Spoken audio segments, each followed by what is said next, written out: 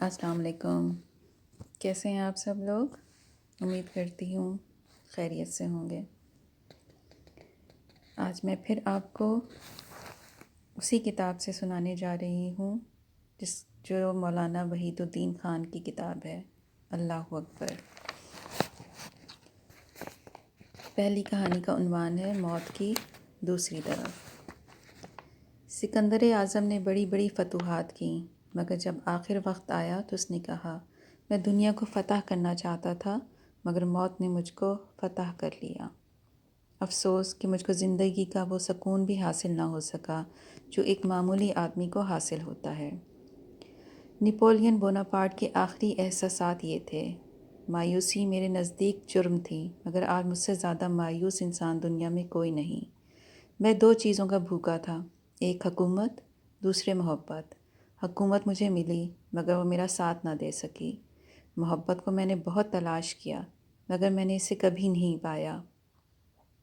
انسان کی زندگی اگر یہی ہے جو مجھ کو ملی تو یقیناً انسانی زندگی ایک بامعنی چیز ہے، کیونکہ اس کا انجام مایوسی اور بربادی کے سوا کچھ نہیں. ہارون الرشید ایک بہت بڑی سلطنت کا حکمران تھا، مگر آخر عمر میں اس نے کہا میں نے ساری عمر غم غلط کرنے کی کوشش کی، پھر بھی میں غم غلط نہ کر سکا. میں نے بے حد غم اور فکر کی زندگی گزاری ہے. زندگی کا کوئی ایسا دن نہیں جو میں نے بے فکری کے ساتھ گزارا ہو. اب میں موت کے کنارے ہوں، جلد ہی قبر میری جسم کو نگل لے گی. یہی ہر انسان کا آخری انجام ہے، مگر ہر انسان اپنے انجام سے غافل رہتا ہے. خلیفہ منصور عباسی کی موت کا وقت آیا تو اس نے کہا اگر میں کچھ دن اور زندہ رہتا تو اس حکومت کو آگ لگا دیتا جس نے مجھے بار بار سچائی سے ہٹا دیا.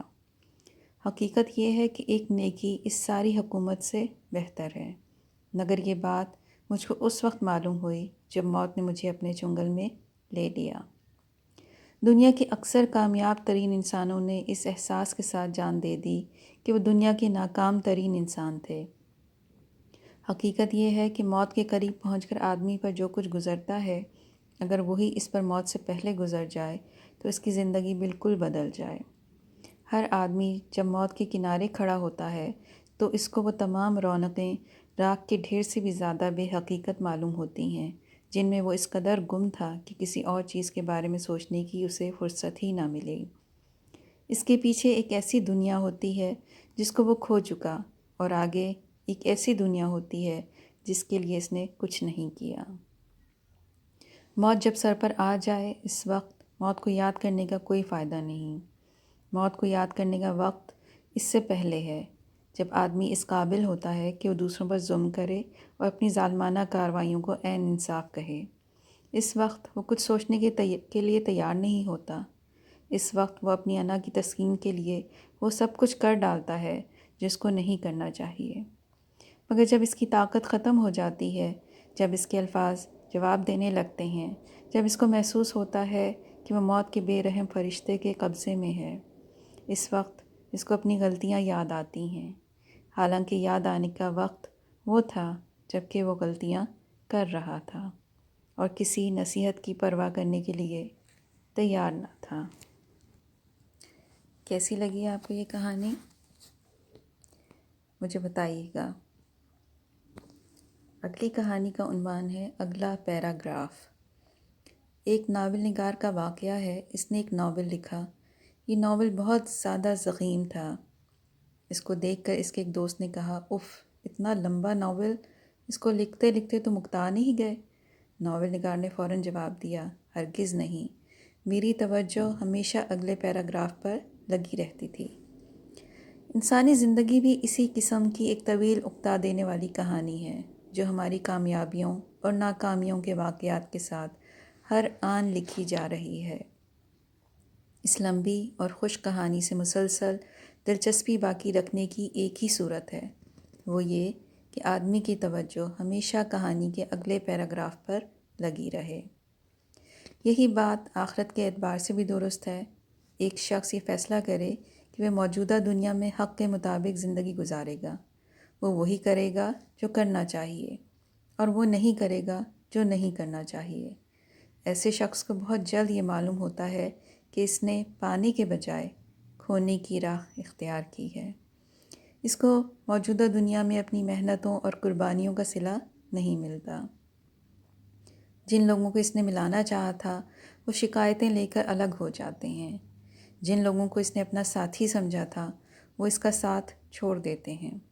جن لوگوں کی خاطر اس نے اپنی زندگی ویران کر دی تھی ان سے اسے صرف الزامات کے تحفے حاصل ہوتے ہیں۔ دوسرے لوگ اس سے کم محنت کر کے اپنا محل کھڑا کر لیتے ہیں اور اس کا یہ حال ہوتا ہے کہ ان سے زیادہ محنت کرنے کے باوجود اس کا جھونپڑا بھی تیار نہیں ہوتا۔ ایسی حالت میں حق کے راستے پہ قائم رہنے کی ایک ہی صورت ہے، وہ یہ کہ آدمی اپنی توجہ آخرت کی طرف لگا لے، اس کی نظر کہانی کے اگلے پیراگراف پر مرتکز رہے۔ کوئی بڑی کامیابی اسی شخص کے حصے میں آتی ہے جو آج کی محرومی کے بجائے کل کی یافت پر نگاہ رکھے۔ جو کچھ کل ملنے والا ہے اس کی خاطر وہ آج کو نظر انداز کر دے۔ کیسی لگی آپ کو آج دونوں کہانیاں؟